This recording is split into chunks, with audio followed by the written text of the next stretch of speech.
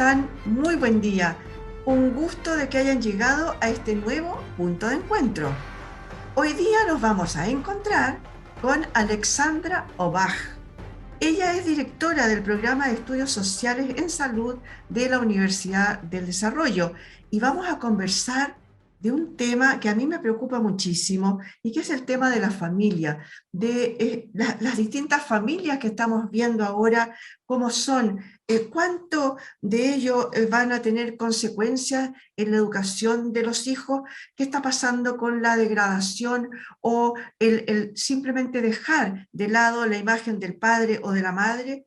Vamos a conversar con ella sobre este tema, ya que es experta en eso. ¿Cómo estás tú, Alexandra? Muy buen día. Gracias por recibirnos.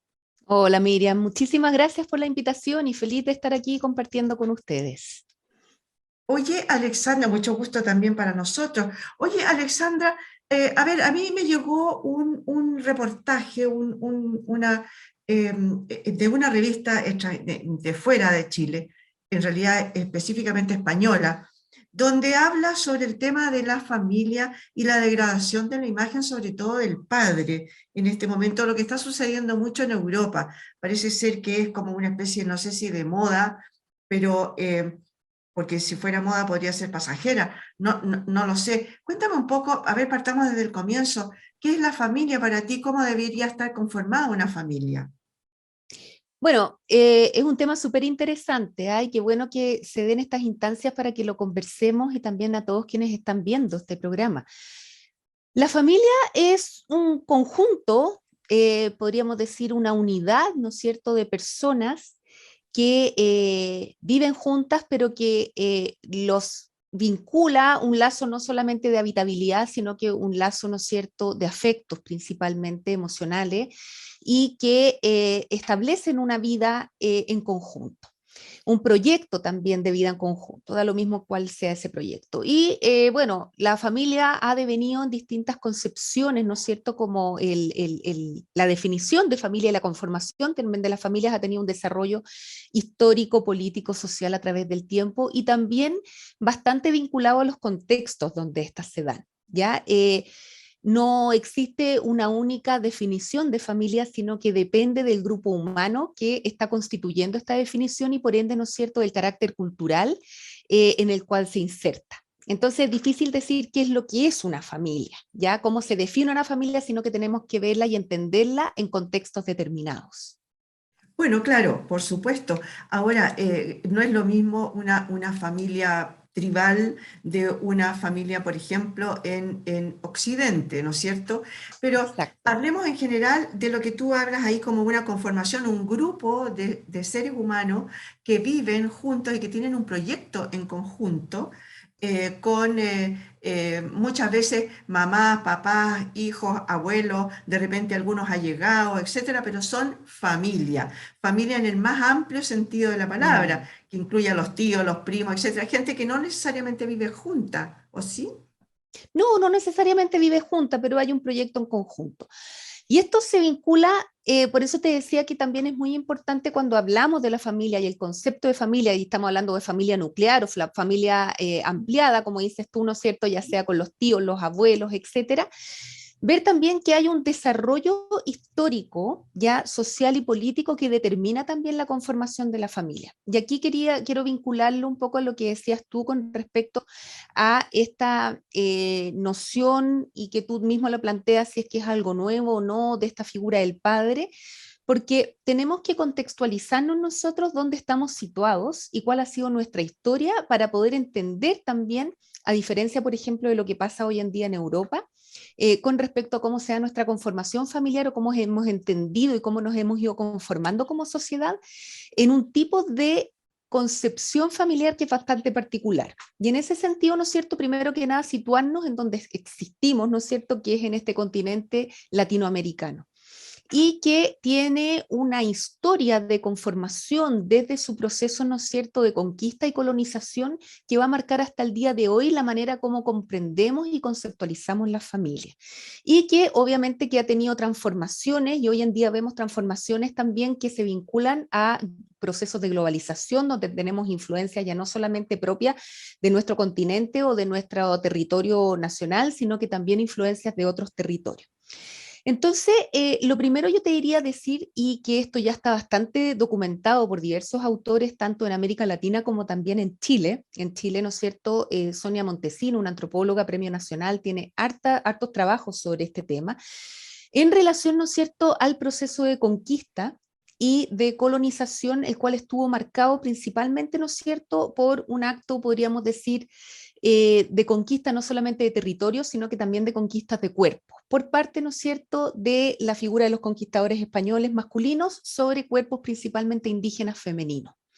Y esto dio paso, ¿no es cierto?, a el nacimiento, producto de este encuentro, muchas veces violentos, otras veces no tan violentos, ¿no es cierto?, dio paso a lo que conocemos como el proceso de mestizaje, donde se encuentran dos culturas y se encuentran también dos cuerpos de orígenes distintos, con también cosmovisiones distintas, y que figura, podríamos decir, del conquistador, generalmente masculino, luego se retiraba, ¿no es cierto?, ya fuera a conquistar otros territorios o a irse a otras regiones del país, y la mujer, generalmente indígena, era la que criaba a este hijo mestizo, ya producto de este encuentro. Y eso genera, ¿no es cierto?, una ausencia del padre que es bastante constitutiva de nuestra identidad nacional. Es decir, no es solamente hoy día que digamos, hoy chuta, la figura del padre está un poquito alejada o a lo mejor hay un abandono ya de este padre, sino que ya lo plantea la Sonia Montesinos como Gabriel Salazar a través de la figura de este guacho, que es este personaje mestizo, ¿no es cierto?, este individuo y esta individua mestizo, cuyo referente de identidad va a ser principalmente la figura materna, no así la figura paterna, que no va a existir generalmente, va a estar en el imaginario, una construcción. Y esto también se vincula a este proceso de conquista y colonización que tuvimos en América Latina, muy marcado por un sincretismo religioso donde la imagen de la Virgen María también adquiere un poder significativo. Y la Virgen María, ¿no es cierto?, en tanto figura materna, poderosa, omnipresente, podríamos decir, y no así una figura más cristológica, como se da, por ejemplo, en Europa, donde la figura de Cristo Padre, ¿no es cierto?, está muy presente. Nosotros tenemos mucho más presente esta figura de la Virgen Madre. Y tenemos este referente que va a ser nuestra madre como único referente identitario, y al padre, de cierta manera, siempre se le está buscando. Esta, este relato de origen, de cierta manera fundacional de nuestra identidad nacional, aunque no tenemos una única identidad nacional, pero podríamos decir, ¿no es cierto?, de esta identidad mestiza, va a dar paso luego a reproducciones posteriores a esta imagen, ¿no es cierto?, del abandono paterno. Es decir, este abandono físico que está en un proceso de conquista y en la colonia también muy presente, luego se va a dar de otras formas, a lo mejor con padres presentes físicamente, pero a lo mejor distanciados emocionalmente, ¿ya? Entonces, nuestras familias, ya podríamos decir que han estado constituidas desde siempre en nuestro territorio muy centradas en la figura materna. ¿Ya? Ya. Aun cuando sabemos que vivimos en una sociedad altamente patriarcal, como nos han mostrado, ¿no es cierto?, los distintos movimientos sociales con mucha fuerza en el último tiempo, esta figura materna dentro de las familias va a ser muy importante. Por eso la figura, ¿no es cierto?, de la madre jefa de hogar, que las hace todas de cierta manera, ¿no es cierto? ¿Por qué? Exacto. Porque es la mujer que cuida, es la mujer que además provee, ¿no es cierto?, económicamente al hogar, y el padre, de cierta manera, es una figura que está o no está presente, y la identidad de nosotros como hijos, ¿no es cierto?, de esta Virgen Madre, se construye a través, ¿no es cierto?, de nuestras madres más que a través de nuestros padres.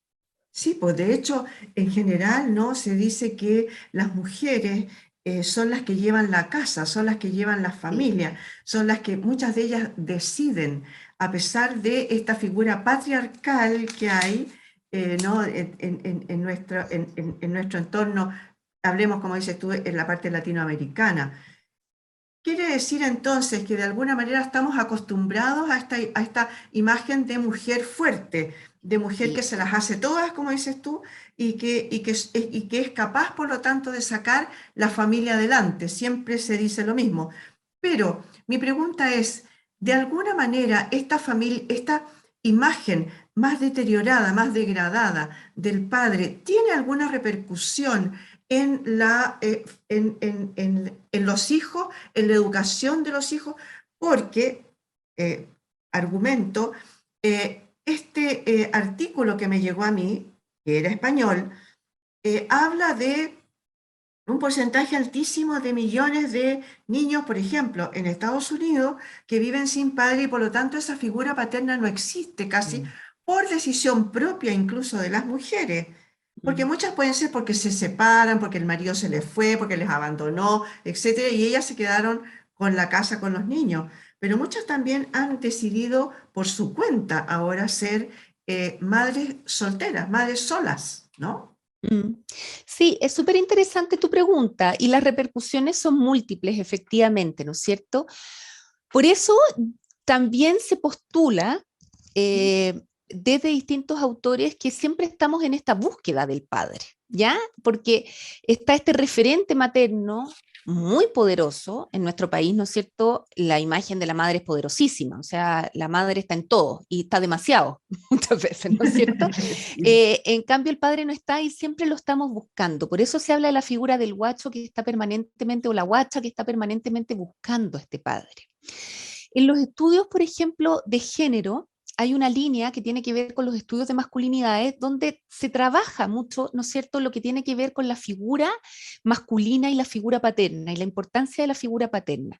Y ahí se da algo interesante porque hemos visto ciertas transformaciones, por ejemplo, en hombres jóvenes que de cierta manera están tratando de romper con este patrón cultural e involucrarse cada vez más en los espacios domésticos, en los espacios que han sido de dominio femenino históricamente en nuestra cultura.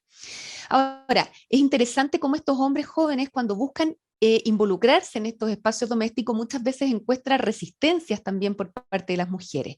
¿Por qué? Porque son dominios en los cuales hemos encontrado un espacio de poder, como decías tú anteriormente, ¿no es cierto? O sea, en la casa manda la mamá, manda la mujer. Y son espacios de poder que han significado, ¿no es cierto?, luchas interesantes, ¿no es cierto?, que están bastante documentadas. Y ahora cuando los hombres también quieren ingresar a ese espacio, las mujeres también generamos algunas resistencias y nos encontramos ahí con ciertos, podríamos decir, prejuicios muchas veces también a que los hombres ingresen. Lo podemos ver, por ejemplo, no solamente en los espacios domésticos, sino que también en los espacios de cuidado, que es lo que nos pasa como sociedad, por ejemplo, cuando los hombres quieren ingresar a carreras profesionales de cuidado, como puede ser, qué sé yo, la educación preescolar. ¿Ya? Hombres que estén dentro de los jardines infantiles, todavía eso como cultura nos genera algo de resistencia, porque no estamos en la costumbre, podríamos decir, ¿no es cierto?, o en el hábito de que los hombres estén involucrados en el cuidado y la crianza de los niños y de las niñas. Así también, ¿no es cierto?, en los roles en equipos de salud, por ejemplo. En Claro, enfermería, en sí, en obstetricia, vemos que enfermería. todavía la participación, ¿no es cierto?, de los hombres es baja porque son carreras que están muy feminizadas, porque son prolongaciones del cuidado doméstico. Y los hemos Sí. entendido así y nos cuesta que los hombres participen. Efectivamente, también los estudios de masculinidades nos muestran cómo los hombres buscan figuras paternas y figuras masculinas para poder generar una identidad, ¿no es cierto?, masculina, sobre todo dentro de estas masculinidades hegemónicas que tenemos en nuestra cultura, donde están muy marcadas todavía por elementos como la violencia, que lo estamos viendo hoy en día, ¿no es cierto?, muy fuertemente, Ujú. elementos marcados, ¿no es cierto?, también por el dominio de los otros, el dominio también de las mujeres, de las niñas, de los niños, pero también sobre otros. Y ahí cuando la figura paterna no está, se buscan otros referentes, que pueden ser los pares, la calle, ¿no es cierto?, u otros referentes masculinos que puedan servir de modelo. El tema, ¿no es cierto?, es cuáles son los referentes a los cuales nuestros niños Y también nuestras niñas están pudiendo acceder en términos, ¿no es cierto?, de modelaje, tanto de masculinidad como de feminidad, donde la figura, ¿no es cierto?, idealmente paterna es la que debiera cumplir ese rol. Y también cuando la figura paterna sí está presente, ¿qué es lo que está modelando también esa figura paterna hoy en día dentro de los hogares y también dentro de nuestras sociedades? ¿Por qué estamos con estos niveles de violencia? Y esto no significa que sea solamente culpa del modelaje masculino, también es culpa del modelaje femenino, ¿no? Claro. Donde todos tenemos que replantearnos cuáles son nuestras responsabilidades dentro de la crianza de los niños y de las niñas, ¿no es cierto? Oye, en eso, a mí, a ver, ahí me surgieron un montón de preguntas inmediatamente. Una era justamente lo que tú hablabas, el tema de esto está cambiando de alguna manera, los jóvenes están entendiendo que también tienen que involucrarse y como dices tú, muchas veces hay reticencia de las mismas mujeres. Yo he escuchado a muchas mujeres, nos quejamos de ser muy, de que nuestra sociedad es muy machista, pero de alguna manera siempre estamos la niña que le haga la cama al hermano, que ayude a Exacto. levantar la mesa, que no se mete en mi cocina, que es mi cocina.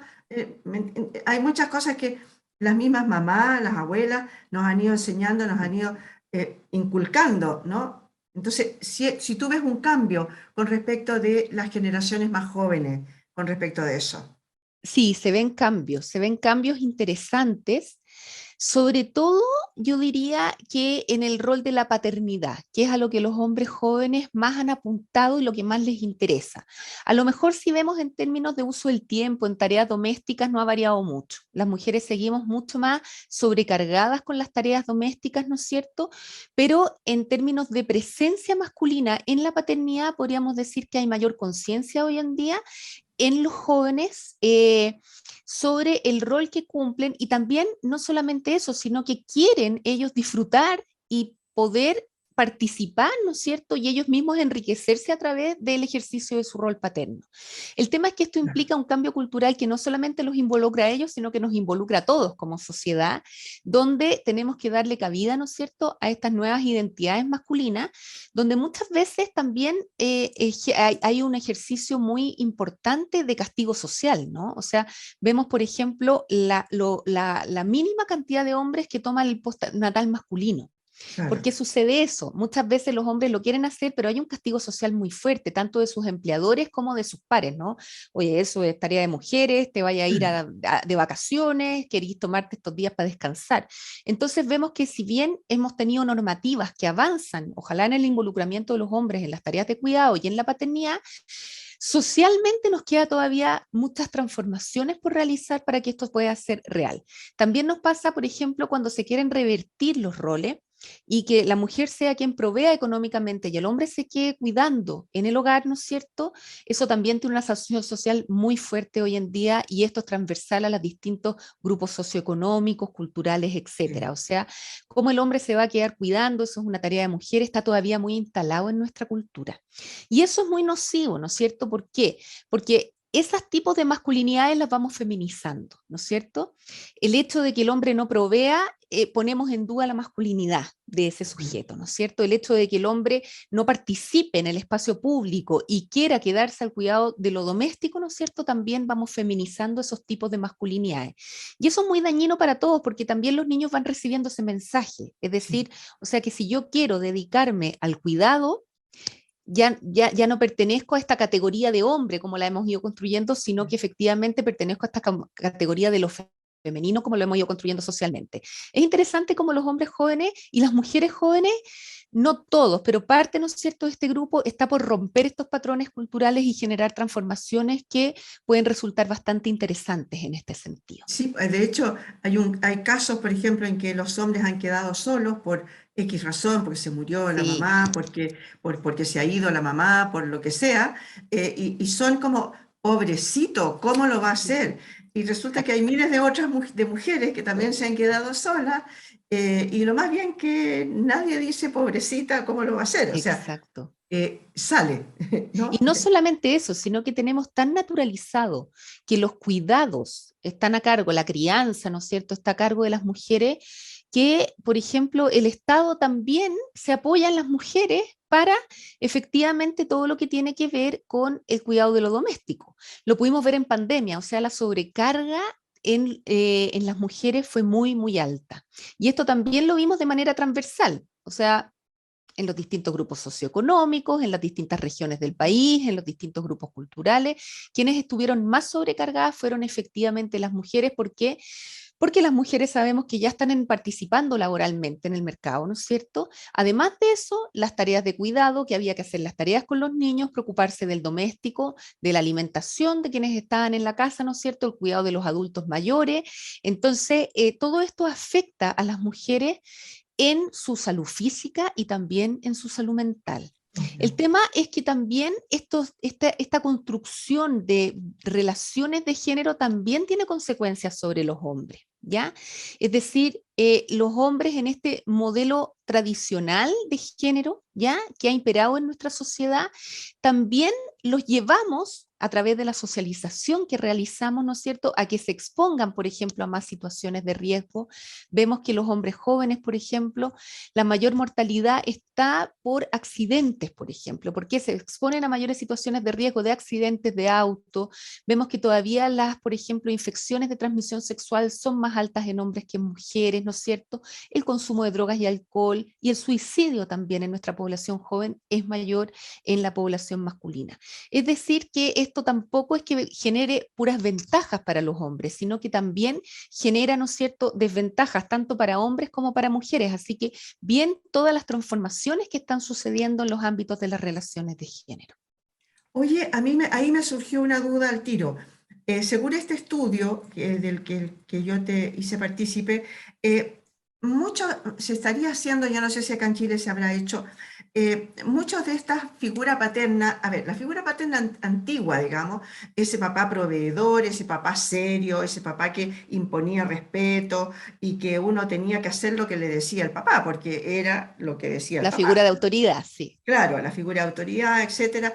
Todo eso que ya ha ido variando habría redundado en una cierta cantidad de gente con problemas de delincuencia, con embarazo adolescente, con problemas de violencia doméstica, etcétera. Eso dice este estudio. Acá en Chile, ¿hay algún estudio que te más o menos atisbe hacia ese lado? ¿Qué crees tú sobre eso? ¿Corresponde realmente a una familia mal construida el hecho de que los hijos tengan una conductas más antisociales? Yo creo que eso es súper relativo, es ¿Ya? peligroso. Yo creo que buscar la causa nada más que en la conformación familiar, porque tenemos que pensar también que en esta conformación de familia tradicional a la que tú haces referencia, Ujú. también ha tenido consecuencias en nuestra sociedad. O sea, temáticas que hoy en día se están visibilizando y se están levantando, hace algunas décadas eran silenciadas. Por ejemplo, las violencias al interior de las familias, ¿ya? Lo cual también ha generado consecuencias transgeneracionales, es decir, hay estudios, nosotros de hecho realizamos un estudio por ahí por el año 2011 sobre, ¿no es cierto?, temas de violencia. Hombres que habían recibido violencia son mucho más proclives a efectivamente ejercer violencia sobre sus hijos y sobre sus parejas. Y nosotros podemos ver, ¿no es cierto?, cómo hemos construido también una historia que se ancla en, en relaciones de género marcadas por la violencia. Es decir, este padre que tú, al cual haces referencia, y esto no quiere decir quizás que lo hayamos vivido personalmente, pero sí lo podemos generalizar en nuestra sociedad, o sea, figuras masculinas muy poderosas, pero también en el ejercicio de la violencia, tanto al interior de los hogares como fuera de los hogares. Y estas violencias hoy en día se están conversando, lo cual a mí me parece muy sano. Ujú. Violencias que pueden ser físicas y que también hemos visto que son violencias sexuales, por ejemplo. Temas muy complicados que se dan tanto al interior de las familias nucleares como al interior de las familias extendidas y también de figuras masculinas sobre cuerpos de niños y de niñas, ¿no? Esto de entender también tradicionalmente que el cuerpo de niños y niñas son cuerpos colectivos que les pertenecen a todos, ¿no? Es decir, Claro. la naturalización también de ese tipo de violencia yo creo que ha traído como consecuencia el hecho de tener grandes grupos de generaciones de seres humanos altamente dañados. Lo podemos ver también en la visibilización, por ejemplo, del abandono que tenemos de niños y niñas, pero también la cantidad de niños y niñas que han sido, y hoy en día son adultos, que son podríamos decir, ¿no es cierto?, víctimas ya de violencias que se ejercen al interior de los hogares, pero que también se reproducen en las instituciones, y lo hemos podido ver en los últimos años, ¿no es cierto?, estas reproducciones de violencias, ¿no es cierto?, psicológicas, físicas, sexuales, que hoy en día vemos que han sido transversales en nuestra sociedad. Entonces, yo creo que la presencia del padre no nos asegura necesariamente, ¿no es cierto?, el hecho de que podamos crear una sociedad que contenga niños y niñas sanas y sanos. Yo creo que esto pasa por una reeducación de qué es lo que significa la responsabilidad y la corresponsabilidad en la crianza y en el cuidado de los niños y niñas. Y esto se puede dar ya sea en una familia monoparental, es decir, que esté la madre sola o el padre solo, ¿ya? Se puede dar en una familia nuclear constituida tradicionalmente con padre y madre, se puede dar a través de abuelos, que son los que cuidan, ¿no es cierto?, tíos, tías. Entonces, más que la conformación de la familia, yo creo que tiene que ver con cuáles son los valores que como sociedad estamos efectivamente propiciando para nuestras nuevas generaciones al interior de los hogares y también a nivel social dentro de cada una de las instituciones que están al cuidado de los niños y las niñas. Bueno, ahí tú dijiste algo que creo que lo vamos a tener que tratar en otro momento porque da para mucho, da para muy largo, digamos, pero, y es el tema de la violencia psicológica, que en general la gente no le presta mayor atención, ¿no?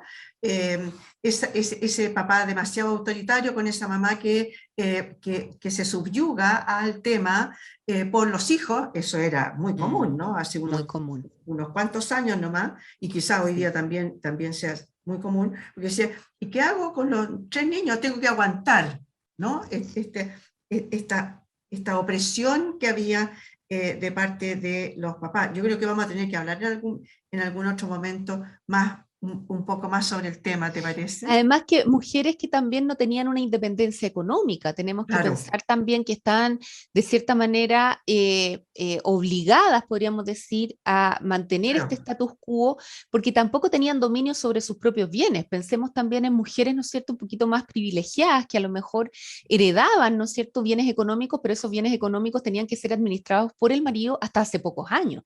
claro. Entonces, mujeres que finalmente no tenían escapatoria de estas relaciones y que tenían que protegerse ellas y proteger a sus hijos. Entonces, también hemos salido de varias vínculos entre las personas, ¿no es cierto?, en la conformación de las familias que estaban siendo muy dañinos. Entonces, en ese sentido, podríamos decir, hoy en día podemos tener una visión un poquito fatalista por la presencia de muchas violencias, ¿no es cierto?, y por la presencia también de temas como el narcotráfico, drogas, alcohol, pero también podemos tener una mirada positiva en el cual hemos logrado romper y avanzar en ciertos patrones, ¿no es cierto?, de vinculación entre las personas que nos tenían también bastante sometidos a prácticas que no son sanas. Y yo creo que estamos en eso, pero faltan generaciones que pasen y que podamos consolidar estas transformaciones para ver cambios reales también en las futuras jóvenes, niños y niñas.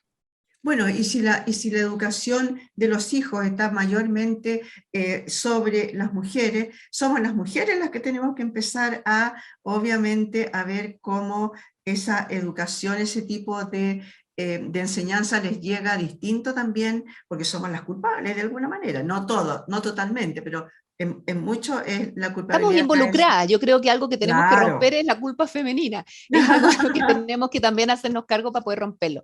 El problema ahí es que también no podemos cargarle la mano solamente a las mujeres, porque las mujeres hoy en día también hay muchos niños y niñas que crecen solos, porque la madre además es la única presencia que existe en el hogar y además tiene que proveer económicamente. Claro. Entonces, no podemos responsabilizarlas solamente a ellas, sino que tenemos que ser capaces de generar redes más amplias, donde las mujeres y esos niños también no solamente contemos con nosotros como familia nuclear, sino que podamos contar con otros, ¿ya? Y en ese sentido, la generación de comunidades es muy importante, redes de apoyo reales, ¿no es cierto?, tanto en los barrios, por ejemplo, como también con los colegios y con instituciones. La iglesia cumplía ahí un rol muy importante, la iglesia católica y también las iglesias evangélicas hoy en día cumplen un rol muy importante, y cuando se caen estas instituciones también dejan un vacío ahí, ¿no es cierto?, en relación a las redes de apoyo que yo efectivamente en las cuales puedo confiar. El tema, ¿no es Claro. cierto?, hoy en día es la desconfianza que tenemos en las instituciones y cómo podemos hacernos cargo de poder construir nueva institucionalidad que genere confianza y que también sirva de apoyo, porque la familia no podemos dejar descansar en la familia y, entre comillas, ¿no es cierto?, o igual a las mujeres en toda la responsabilidad de la crianza y el cuidado, sino que como sociedad tenemos que ser capaces de poder generar proyectos más colectivos, ¿no es cierto? Donde sepamos que nuestros niños y nuestras niñas estamos entre todos cuidándolos y entre todos estamos formando esa sociedad que anhelamos finalmente, ¿no es cierto? Y que son sociedades pacíficas, amorosas, donde todos podamos tener un espacio, ¿no es cierto? Y un espacio de realización de nuestras potencialidades principalmente. Y ojalá que se dé eso de los espacios amorosos, como dices tú, porque hoy día no Sí, lo estamos viendo para nada no, en no los realidad, estamos en viendo. general en nuestra sociedad, ¿no es cierto? Sí. Alexandra, muchas gracias por haber estado hoy día con nosotros. Te voy a pedir que nos juntemos en otro momento de nuevo para seguir conversando sobre el tema. ¿Te parece? Muchas gracias, Miriam, y feliz de volver a juntarnos. Muchas gracias. Genial, genial. Oiga, muchas gracias a ustedes también, señoras y señores, por esta conversación hoy día, por haber estado presentes en este punto de encuentro. Muchas gracias por haber estado ahí.